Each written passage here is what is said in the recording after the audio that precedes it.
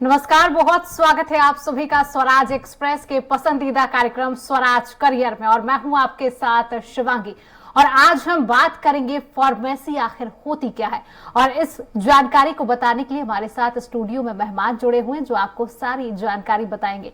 हमारे साथ डॉक्टर अमित दुबे जी जुड़े हुए हैं जो भाभा यूनिवर्सिटी में प्रिंसिपल हैं। अमित जी, आपका बहुत स्वागत है स्वराज एक्सप्रेस में। बहुत बहुत धन्यवाद शिवांगी जी। तो अमित जी, सवाल जवाब का सिलसिला हम शुरू करते हैं। तो सबसे पहले मेरा आपसे सवाल है कि आखिरकार फार्मेसी होती क्या है, इसमें क्या अवसर होते हैं? फार्मेसी देखिए, बहुत से लोगों में भी भ्रांति ये है कि फार्मेसी मतलब केवल मेडिकल खोलना होता है। तो सबसे पहले तुम्हें बता दूं कि फार्मेसी का बिल्कुल मतलब मेडिकल या स्टोर खोलना नहीं होता है। फार्मेसी का मतलब है समाज को जीवन रक्षक दवाइयों को कैसे देना है, किस प्रकार से उसको बनाना है, इसकी जानकारी ओरिजिन से लेके, सर्च से लेके, रिसर्च से लेके जब तक पेशेंट को नहीं दी जाती तब तक की सारी जानकारी फार्मासिस्ट ही पेशेंट को प्रोवाइड कराता है। इसको हम फार्मेसी बोलते हैं। और इसमें कई प्रकार के कोर्सेज किए जा सकते हैं। डिप्लोमा इन फार्मेसी होता है, बी फार्मा होता है, उसके बाद एम फार्म होता है, देन पीएचडी होता है। तो लोगों को ये पता होना चाहिए कि फार्मासिस्ट केवल मेडिकल चलाना नहीं है, उसके अलावा भी दवाइयों को किस प्रकार से लेना है, डोज कितना देना चाहिए, कितनी लिमिट में देना चाहिए, दिन में कितनी बार लेना है। भारत में आपने देखा होगा, हिंदुस्तान में, कि दवाइयों के बारे में अधिकतर डॉक्टर्स ही जानकारी देते हैं, जबकि तरीका यह है कि फार्मासिस्ट ही बताएगा कि कितना डोज हमको लेना चाहिए, कितने की आवश्यकता है। डॉक्टर केवल आपको बीमारी के बारे में बताएगा। दवाई लेने के पहले आपने देखा होगा, हम कभी नहीं सोचते दवाई कितनी देर में काम करेगी, कैसे उसका असर होगा। ये सारी जानकारी आपको फार्मासिस्ट देता है। चाहे टैबलेट हो, कैप्सूल हो, सिरप हो, सस्पेंशन हो, इमल्सन हो, डिफरेंट टाइप्स के जो डोजेस फॉर्म है मार्केट में, वो सारी जानकारी आपको फार्मासिस्ट देता है। इसको हम फार्मेसी कहते हैं। सर, और फार्मेसी कोर्स कौन कौन कर सकता है? क्या 12th के बाद कौन से स्टूडेंट इस कोर्स में अप्लाई कर सकते हैं और उनको एडमिशन लेने के लिए आखिर क्या करना पड़ता है? देखिए, बहुत अच्छा सवाल है शिवांगी जी। ये अभी ये लोगों को लगता है कि बी फार्मा करने के लिए या डी फार्मा करने के लिए केवल 12वीं पास करना उचित है, लेकिन 12वीं के छात्र जिन्होंने अभी साइंस से पास किया है उनके लिए ये कोर्सेज है। कॉमर्स वाला है, एग्रीकल्चर वाला है, या डिफरेंट किसी भी स्ट्रीम का बच्चा है, वो फार्मेसी में नहीं आ सकता। उसके लिए physics, chemistry, math, physics, chemistry, biology ये होना कंपलसरी है। हाँ, उसके बाद अगर मैथमेटिक्स वाला है तो बी फार्मा में या डी फार्मा में जब आते हैं तो हम साइंस उसको पढ़ाते हैं, कैसे दवाई को बनाना है, कैसे विज्ञान को सर्च करना है, ये सारी जानकारियां हम लोग देते हैं उसमें। सर, और फार्मेसी जो कोर्स होता है ये कितने प्रकार का होता है, कितने साल का होता है, कि आखिर कितना समय लगता है इस कोर्स को करने में? देखिए, कोर्स की अगर हम बात करें, 12th के बाद ये कोर्स होता है। पहला है डी फार्मा, उसके बाद बी फॉर्म होता है, देन एम फॉर्म होता है, देन पीएचडी होता है। सबसे पहले हम बात करेंगे डी फार्मा कोर्स की। डी फार्मा कोर्स जो है ये 2 साल का कोर्स होता है। इसमें 12th के बाद आप 2 साल का कोर्स करेंगे, जिसमें लगभग आपको 11 सब्जेक्ट पढ़ने होते हैं।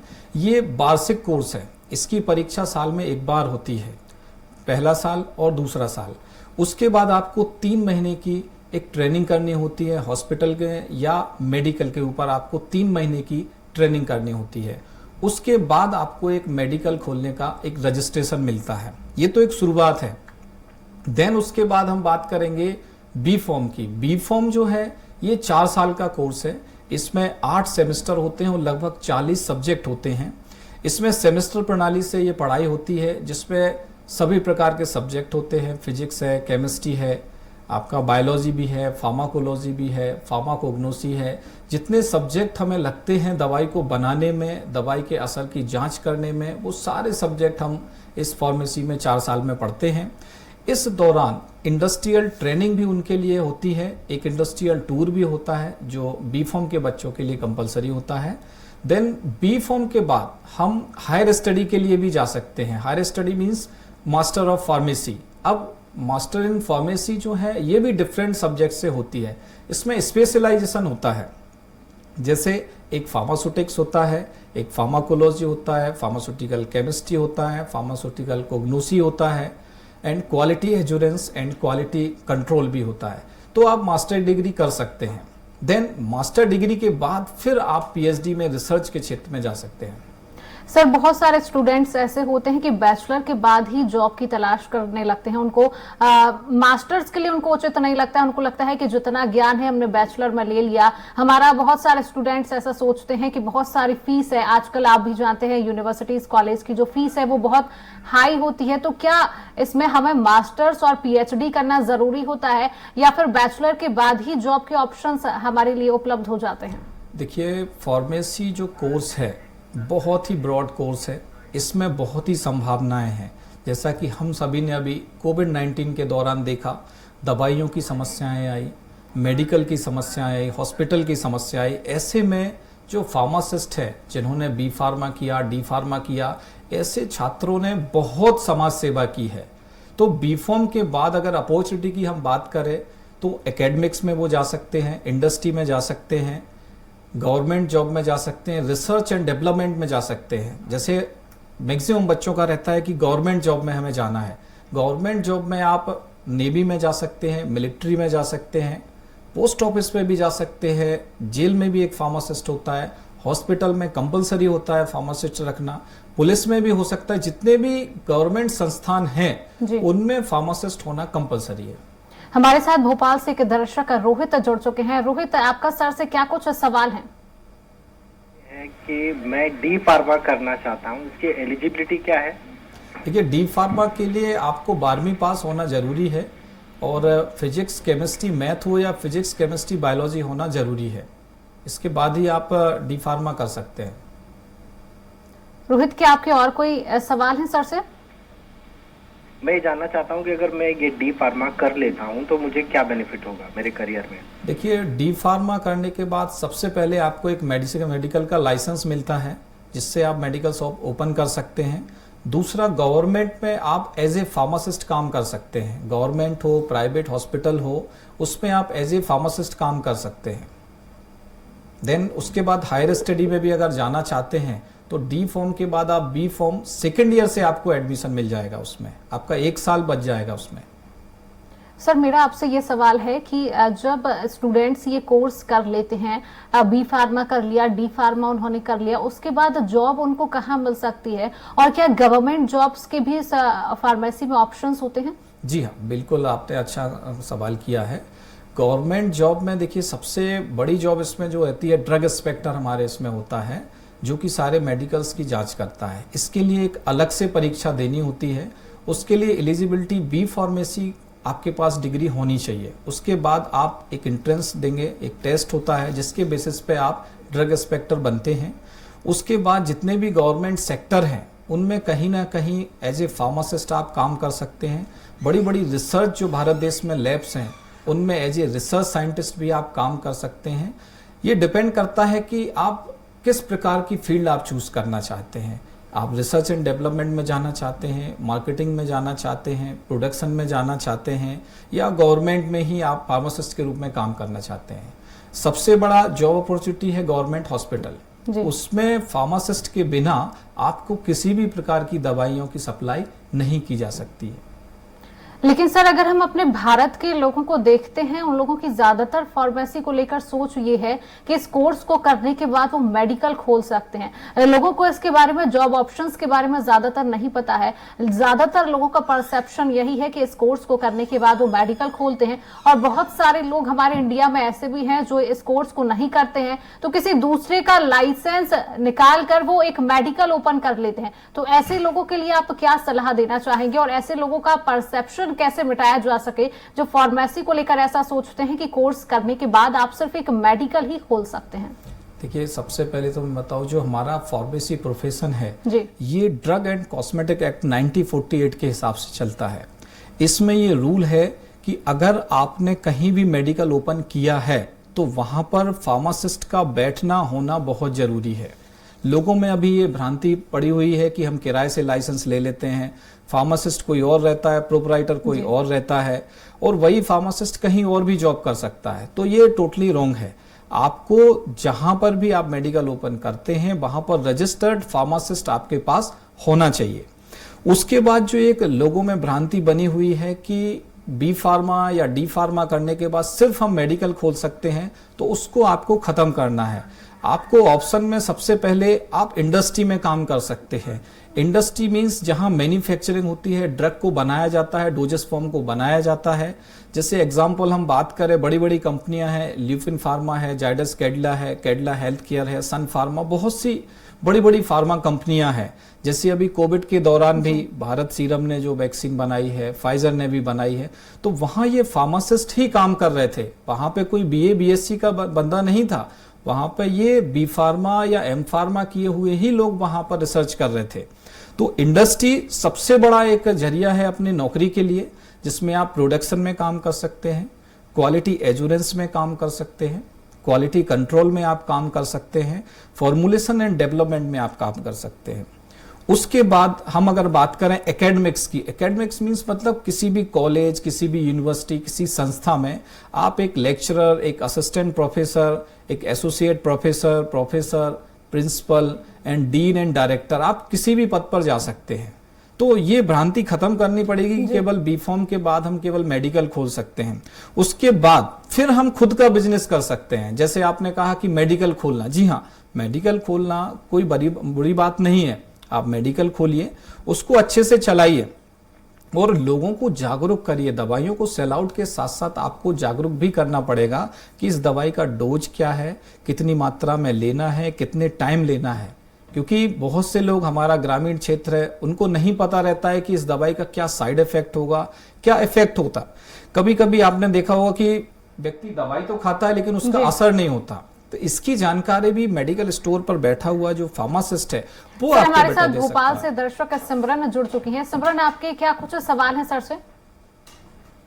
जी मैम, मैं सर से सवाल पूछना चाह रही थी कि हम लोगों को जो स्टूडेंट रहते हैं उनको ये जिज्ञासा रहती है जानने की, ये हम जानना चाहते हैं क्या सर, अगर हम फार्मेसी चुनते हैं आगे अपने करियर के लिए, तो इसके फायदे क्या हो सकते हैं, यानी हमें आने वाले फ्यूचर में क्या स्कोप और नजर आ सकते हैं? जी देखिए, बहुत बढ़िया सवाल है आपका। इसमें देखिए, सबसे पहला फायदा तो ये है कि आपके पास एक ग्रेजुएशन की डिग्री रहती है। उसके बाद आप किसी भी सरकारी संस्था के लिए आप एलिजिबल हो जाते हैं उसको फॉर्म भरने के लिए। और प्राइवेट में इतने ऑप्शंस हैं। आपने देखा होगा मेडिकल रिप्रेजेंटेटिव, आपने देखा होगा डॉक्टर के यहाँ लोग टाई लगा के जो बैठे रहते हैं उसको हम मेडिकल रिप्रेजेंटेटिव बोलते हैं। एक तो आप मेडिकल रिप्रेजेंटेटिव बन सकते हैं, दवाइयों की जानकारी आप डॉक्टर को दे सकते हैं। उसके बाद आप इंडस्ट्री में भी काम कर सकते हैं, खासकर क्वालिटी कंट्रोल, क्वालिटी एश्योरेंस जैसे सेक्टर में। तो इंडस्ट्री में आपको बहुत स्कोप है। और साथ में आप गवर्नमेंट में जा सकते हैं। मैंने पहले बताया कि ड्रग इंस्पेक्टर आप बन सकते हैं, किसी रिसर्च लैब में आप असिस्टेंट प्रोफेसर या असिस्टेंट लेक्चरर बन सकते हैं, साइंटिस्ट बन सकते हैं। तो ये आपके लिए जॉब अपॉर्चुनिटी है। हमारे साथ बैतूल से दर्शक नितेश जुड़ चुके हैं। नितेश, आपके क्या कुछ सवाल सर से? सर, अमित जी से मेरा सवाल था जी कि भाभा यूनिवर्सिटी से अगर अभी फार्मा करना है तो सर कितना खर्चा आ जाएगा? देखिए, जो रजिस्टर्ड फीस होती है वही आपको फीस लगेगी और सभी संस्थानों की फीस थोड़ा बहुत अलग होती है, ऊपर नीचे रहती है। तो जो एक्चुअल ट्यूशन फीस है वही आपको एडमिशन के बेसिस पे लगेगी। आपको ये 4 साल का आपका कोर्स रहेगा जिसमें 8 सेमेस्टर रहेंगे। और अगर आप डी फार्मा करते हैं तो ये 2 साल का कोर्स रहेगा, 2 साल की आपको फीस लगेगी। Okay, thank you. सर, मेरा आपसे एक सवाल है कि फार्मेसी कोर्स का भारतीय समाज और देश हित में कितना योगदान है, आप क्या मानते हैं? देखिए, वैश्विक विज्ञान, अगर हम फार्मेसी को हिंदी में बात करें, इसको हम वैश्विक विज्ञान बोलते हैं। भारत में हमेशा डॉक्टरों को सर्वोपरि माना है और हैं भी, लेकिन अगर उनका साथ देने के लिए कोई है तो वो फार्मासिस्ट है। जब से ये फार्मासिस्ट इंडस्ट्री में आए हैं, मार्केटिंग में आए हैं, प्रोडक्शन में आए हैं, गवर्नमेंट जॉब में आए हैं, निश्चित रूप से भारत की स्वास्थ्य व्यवस्था में सुधार आया है। हॉस्पिटल्स में जो हम दवाइयों की सप्लाई देखते हैं वो बिल्कुल प्रॉपर चैनल के तहत है, क्योंकि भारत देश में बीमारियां बहुत ज़्यादा होती हैं। आपने देखा होगा कोरोना काल में कि लोग कितने परेशान थे। अब डॉक्टर्स की कमी से हम बहुत जूझ रहे थे, डॉक्टर्स बहुत कम अवेलेबल थे। तो वहां पर इन फार्मासिस्ट लोगों ने मोर्चे को संभाला। जब से ये डी फार्मा, बी फार्मा जिन्होंने कोर्स किए हैं, उन छात्र छात्राओं ने देश हित में जो कार्य किया, अपनी जान को जोखिम में डाल के, आज आप देखेंगे कि भारत का पूरे विश्व में डंका बजा स्वास्थ्य को लेके, कोरोना काल जैसी महामारी को लेके, कि कितने अच्छे से भारत ने उस चीज को डील किया। कहीं भी ऐसी कोई दिक्कतें नहीं आई हैं कि वहां पर पेशेंट परेशान हुआ हो। और जो फार्मासिस्ट है, आपने देखा हो कितनी जल्दी हम लोगों ने वैक्सीन को बनाया, उसका प्रचार प्रसार किया, उसके बारे में उसके साइड इफेक्ट हो लोगों को जानकारियां दी। और लोग भी इसलिए मानते हैं क्योंकि उनके पास एक डिग्री है, उनके पास एलिजिबिलिटी है अपने आप को बताने की कि हाँ, मैंने जो रिसर्च की है वो सही की है। तो इससे निश्चित रूप से भारत देश की अर्थव्यवस्था में भी सुधार आया है और स्वास्थ्य व्यवस्था तो नो डाउट बहुत अच्छी है अभी। सर, फार्मेसी इंडस्ट्री जो है वो किस प्रकार से काम करती है? बहुत सारे हमारे दर्शक होंगे जो उत्सुक रहते हैं कि फार्मेसी इंडस्ट्री आखिरकार काम कैसे करती है, और अगर हम जानने की कोशिश करते हैं तो अभी क्या कुछ बदलाव किए गए हैं, और छात्र छात्राएं जो है उनके लिए बेस्ट कॉलेज कैसे हो सकते हैं? जैसे कि हमारे एक दर्शक थे, उनका जानना था कि फीस कितनी रहती है, तो फीस स्ट्रक्चर इसका क्या कैसा रहता है, कितने साल का ये कोर्स रहता है, और कौन से ऐसे बेस्ट कॉलेज हैं जहां से जो छात्र छात्राएं स्टूडेंट्स हैं वो वहां अप्लाई कर सकते हैं? देखिए, सबसे पहले तो मैं आपको बता दूं कि जो एक लोगों की सोच है जी कि क्या फार्मेसी करने से होगा, फार्मेसी करने से सबसे पहला फायदा होगा कि हम खुद एजुकेटेड होते हैं दवाइयों को लेके। अभी लोगों की सोच है कि इंडस्ट्री में दवाई कैसे बनती है, आपका क्वेश्चन है कैसे बनती है, क्या सप्लाई होती है।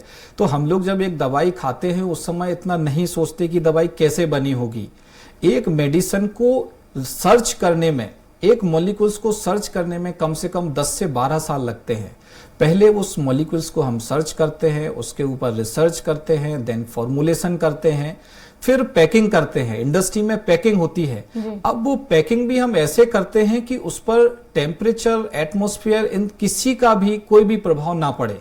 सपोज दैट कोई दवाई आपने देखा हो बॉम्बे में बनी है और राजस्थान में उसको उपयोग कर रहे हैं, या दिल्ली में बनी है और वहां कन्याकुमारी में उसका उपयोग कर रहे हैं, लेकिन दवाई सेम रहेगी। सेम दवाई के साथ साथ उसका टेम्परेचर, एटमॉस्फेरिक कंडीशन, उसकी सारी चीजें हम लोग चेक करते हैं। फिर फॉर्मुलेशन के बाद हम उसको पैकिंग में लेके जाते हैं, देन फिर उसकी सप्लाई करते हैं। सप्लाई करते वक्त भी हम लोग ध्यान में रखते हैं कि कहीं रास्ते में कोई चीज खराब ना हो जाए, उसका भी हम लोग विशेष ध्यान रखते हैं। फिर एक सबसे इंपॉर्टेंट पॉइंट होता है उसमें एक्सपायरी डेट और मैन्युफैक्चरिंग डेट। ये सबसे इंपॉर्टेंट है। मेरा दर्शकों से भी निवेदन है कि जब भी हम कोई दवाई खरीदे, सबसे पहले उस पर हमें मैन्युफैक्चरिंग डेट और एक्सपायरी डेट को देखना, ये आप लोग आदत में डाल लें। मैक्सिमम केसेस हिंदुस्तान में जो होते हैं वो एक्सपायरी डेट की दवा को खाने के कारण होते हैं, तो इस पर आपको ध्यान देना है। तो जो फार्मा इंडस्ट्री काम कर रही है, फार्मा इंडस्ट्री यही काम करती है कि आपकी दवाई बना के आपके सप्लायर तक देती है, होलसेलर के पास आती है, होलसेलर से आपकी रिटेलर के पास आती है, और रिटेलर के बाद जब डॉक्टर उसको प्रिस्क्राइब करता है तब कहीं जाके ये हम पेशेंट को उपलब्ध कराते हैं। तो ये तो हो गया इंडस्ट्री का काम। जी सर, आपने एक जिक्र किया कि जब दवाई एक्सपायरी हो जाती है, बहुत सारे केसेस हमारे इंडिया में ऐसे आते हैं, तो उस वक्त जो है लोगों को क्या करना चाहिए? बहुत सारे लोग ऐसे होते हैं कि पीछे की पैकेजिंग नहीं देखते हैं, एक्सपायरी डेट क्या है। बहुत वक्त ऐसा होता है कि जब दवाई के पीछे की जो पैकेजिंग होती है वो फट चुकी होती है, उन्हें एक्सपायरी डेट का पता नहीं चल पाता और वो उस दवाई का इस्तेमाल कर लेते हैं। ऐसे में उनको क्या करना चाहिए उस वक्त? देखिए, जब भी कोई ऐसी समस्या आती है तो सबसे पहले आपको अपने नियर अबाउट जो आपका हॉस्पिटल हो, जो मेडिकल स्टोर हो, वहाँ पर जाना है। कभी कभी आपने देखा होगा कि बैच नंबर जिसे हम कह सकते हैं, बैच नंबर एक स्लॉट खराब हो जाता है तो ऊपर से आदेश आता है कि इस बैच की दवाइयों को कोई उपयोग ना करे।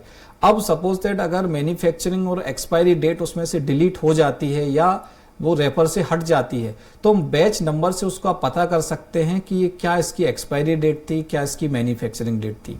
दूसरा सवाल ये आता है कि बहुत से लोग एक्सपायरी डेट की दवाई को उपयोग कर लेते हैं, वो एक साइड इफेक्ट देती है। दूसरा, उपयोग नहीं करके वो घर पे रखे रहते हैं और जब दिवाली की सफाई आती तो उसको हम बाहर फेंक देते हैं। तो आपको कतई ऐसा नहीं करना है, आपको वो दवाई को संभाल के रखना है। उसके लिए मेडिकल वेस्ट जो होता है उसमें ही आपको दवाई को देनी है। आप देखेंगे जितने भी नर्सिंग होम हैं, जितने भी हॉस्पिटल हैं, सभी में मेडिकल वेस्ट, मेडिकल कचरा जिसे हम कहते हैं, उसको लेने के लिए एक अलग से गाड़ी आती है। तो मेरा दर्शकों से भी अनुरोध है कि दवाइयों का मिसयूज ना करें। मैं एग्जांपल देता हूं कि आपने दवाई ली, मेडिसिन जो एक्सपायर हो गई, आपने घर के बाहर फेंक दी दिवाली की सफाई में, उसके बाद वो दवाई हो सकता है कोई एनिमल्स खा ले, कहीं आपने नाले में फेंक दी, कहीं नाली में फेंक दी, कहीं तालाब में फेंक दी, वो मछलियां खाती हैं, कहीं ना कहीं वो सर्कल घूमकर आता है, वो एक साइकिल है पूरा। तो कहीं ना कहीं हमारे वातावरण को, एनवायरमेंट को, हमारे शरीर को कहीं ना कहीं ये दवाइयां नुकसान देती हैं, क्योंकि जितनी भी मेडिसिन्स हैं वो सारी केमिकल से बनी होती हैं, और आप सभी जानते हैं केमिकल्स जो है हमेशा नुकसानदायक होता है। तो दवाइयों की जानकारी, दवाइयों का रख रखाव ये बहुत जरूरी है। तो मेरा अनुरोध है कि अगर आपके यहाँ एक्सपायरी डेट की कुछ दवाइयाँ रखी हुई हैं तो उनको मेडिकल डिस्पोजल कमेटी को ही दें, या जो वर्कर आते हैं उनको ही दें, आप यहाँ वहाँ ना फेंकें। सर, और जब ये फार्मेसी कोर्स जो किया जाता है उसके बाद क्या जो स्टूडेंट्स हैं उनको इंटर्नशिप करना भी कंपलसरी होता है, जिसमें उनको जानकारी दी जाए कि आखिरकार इस इंडस्ट्री में काम कैसे होता है, और अगर इस कोर्स के बाद इंटर्नशिप की जाती है तो आखिरकार कितना क्या समय रहता है, कितने समय तक स्टूडेंट्स को इंटर्नशिप कराई जाती है? जी बिल्कुल, मैं आपको पहले कोर्स बता दूं। डी फार्मा कोर्स जो है ये 2 साल का कोर्स होता है, ईयरली कोर्स है। इसमें फर्स्ट ईयर, सेकेंड ईयर, जब आप सेकेंड ईयर के एग्जाम कंप्लीट करते हैं उसके बाद आपको 3 महीने की एक ट्रेनिंग करनी होती है। लगभग 500 से 700 घंटे की ये ट्रेनिंग होती है, जो आपको किसी भी हॉस्पिटल में या मेडिकल स्टोर पर करना कंपलसरी होता है। जब वहां से आपको सर्टिफिकेट मिल जाता है कि आपने वहां पर 3 महीने की ट्रेनिंग की है, देन उसके बाद ही आप रजिस्टर्ड फार्मासिस्ट बन सकते हैं। सेम बी फार्मा में होता है। बी फार्मा में सेमेस्टर सिस्टम होता है, 8 सेमेस्टर की परीक्षा होती है। 8 सेमेस्टर में जो 6वां सेमेस्टर के एग्जाम होते हैं, 6 सेमेस्टर के बाद एक आपकी इंडस्ट्रियल ट्रेनिंग होती है जो 28 डेज की होती है। According to syllabus, according to curricular, उसमें आपको 28 दिन एक फार्मास्यूटिकल इंडस्ट्री में काम करना होता है, जहां पर वो आपको काम करने का तरीका बताते हैं, इंडस्ट्री का पूरा एक्सपीरियंस देते हैं, to how to make a dosage form, how to formulate a dosage form. क्योंकि लोगों को नहीं पता ये डोजेस फॉर्म होता कैसे है, कैसे इसका रख रखाव करना है, कैसे इसको लेना है। कुछ लोग आपने देखा हो, सायरप हो, टैबलेट हो, कैप्सूल हो, कैसे भी उठाया, कैसे भी खा लिया, पानी बाद में पी लिया, पहले पी लिया, दूध के साथ लेना है, ये सारी जानकारी आपको फार्मासिस्ट ही देता है। और जो ट्रेनिंग के दौरान सिखाया जाता है वहां पे हैंडलिंग सबसे इंपॉर्टेंट है, कि हमको हैंडल कैसे करना है, क्योंकि केमिकल से बनी हुई चीज है, उसको डायरेक्ट हम हाथ में नहीं रख सकते, उसको हम एटमॉस्फेयर कंडीशन में नहीं रख सकते, एनवायरनमेंट में नहीं छोड़ सकते। तो उसकी प्रॉपर पैकिंग करनी है, हमें किस प्रकार से पैकिंग करनी है, किस बॉक्स में रखना है, क्योंकि दवाइयां जो है हिंदुस्तान ही नहीं ऑल ओवर वर्ल्ड में कहीं ना कहीं सप्लाई होती हैं। तो इतनी बड़ी सप्लाई में 7-7 दिन, 10-10 दिन लग जाते हैं, शिप्स में जाते हैं, एरोप्लेन से जाते हैं, ट्रेन से जाते हैं। तो ऐसे समय हमें पैकेजिंग का विशेष ध्यान रखना होता है, हैंडलिंग का विशेष ध्यान रखना होता है। तो हम बी फॉर्म के बच्चे को ड्यूरिंग इंडस्ट्रियल ट्रेनिंग ये सारी जानकारियां देते हैं। और दूसरा, हम जब पढ़ाते हैं उनको डिग्री के दौरान, वहां भी उनके सिलेबस में ये सारी जानकारियां उनको हम उपलब्ध कराते हैं। और सर, अभी के जो स्टूडेंट्स हैं इस में जॉब करना स्टार्ट करते हैं, तो आप क्या मानते हैं कि जब से जो स्टूडेंट्स ने यहाँ पर जॉब करना स्टार्ट की है उसके बाद फार्मेसी इंडस्ट्री में क्या क्या चेंजेस आए हैं? देखिए, जब से डी फार्मा या बी फार्मा के बच्चे इंडस्ट्री में गए हैं, निश्चित रूप से नए नए इनोवेशंस हुए हैं। जैसे मैं एक एग्जांपल देता हूं, कोई भी टैबलेट है, लाइक एंटीबायोटिक है, क्लेरिथोमाइसिन है, एजिथ्रोमाइसिन है, सिप्रोफ्लॉक्सासिन है, आप देखेंगे कि ये बहुत टेस्ट में कड़वी होती हैं, लेकिन हम फार्मासिस्ट ने या बी फॉर्म वाले ने या डी फॉर्म वाले ने उसकी कड़वाहट को दूर किया है। जैसे बिटर टेस्ट हम बोलते हैं, उसके ऊपर निश्चित हमने कोई ना कोई कोटिंग की है, उसको हमने टेस्ट को ढकने की कोशिश की है। तो जब से ये बी फॉर्म के ग्रेजुएट लड़के वहां इंडस्ट्री में काम कर रहे हैं, वो डे बाय डे बच्चों के हिसाब से, बुजुर्गों के हिसाब से उनके हिसाब से टैबलेट को बनाते हैं। जैसे बच्चे बिटर टेस्ट लेने में मना करते हैं, कभी कहते हैं बच्चे कि मुझे ये कलर का नहीं चाहिए, मुझे पिंक कलर चाहिए, तो हम लोगों ने उसमें कलर भी एडिट किए, फ्लेवर्ड भी एडिट किए। तो ये सारी पेशेंट की डिमांड को लेके फार्मासिस्ट ने ये नए नए चेंजेस किए हैं, जिसके कारण इंडस्ट्री भी ग्रोथ कर रही है, पेशेंट के लिए भी हेल्पफुल है और डॉक्टर के लिए भी इजी हो जाता है, क्योंकि टेस्ट अच्छा होता है, कलर अच्छा होता है, फ्लेवर्ड अच्छा होता है, तो निश्चित रूप से पेशेंट उसको इजीली इनटेक कर लेता है। सर, समय का अभाव है, आज के कार्यक्रम को हम यहीं विराम देते हैं। आपका हमारे साथ जुड़ने के लिए और इतनी महत्वपूर्ण जानकारी हमारे दर्शकों तक पहुंचाने के लिए आपका बहुत बहुत शुक्रिया। Thank you very much. तो ये थे हमारे खास मेहमान आज के भाभा यूनिवर्सिटी के प्रिंसिपल डॉक्टर अमित दुबे जी। उम्मीद करते हैं कि हमारे दर्शकों तक उनकी जानकारियों का समाधान पहुंच चुका होगा। तो आज के खास कार्यक्रम में इतना ही। देखते रहिए स्वराज एक्सप्रेस। नमस्कार।